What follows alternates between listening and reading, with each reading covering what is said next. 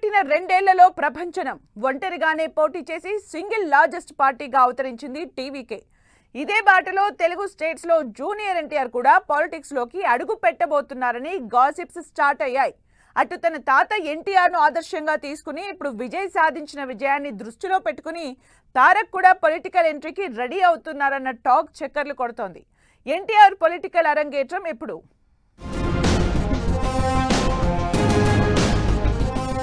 Tamil Nadu assembly ఎన్నికల్లో దళపతి Vijay TVK party సాధించిన విజయం తెలుగు స్టేట్స్ లో ఇంట్రెస్టింగ్ చర్చకు దారితీసింది.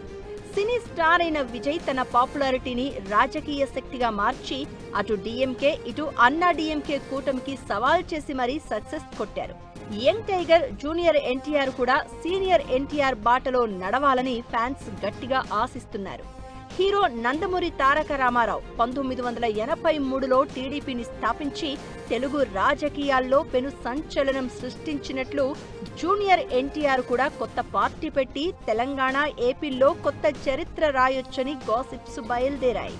మారుతున్న పొలిటికల్ ఈక్వేషన్స్, ఎన్టీఆర్ కి ఉన్న స్టార్డమ్ ను దృష్టిలో పెట్టుకుని ఎన్టీఆర్ రాజకీయాల్లోకి రావడానికి ఇదే సరైన టైం అని ఫ్యాన్స్ భావిస్తున్నారు.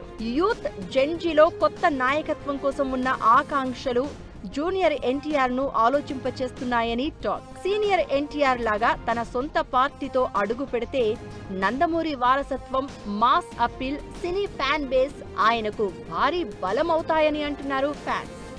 విజయ్ టీవీకే సక్సెస్ చూసిన తర్వాత ఇప్పటి ట్రెండ్ కు తగ్గట్లుగా సరికొత్త ఎజెండాతో ఎన్టీఆర్ పాలిటిక్స్ లో అడుగుపెట్టే అవకాశం ఉందంటున్నారు.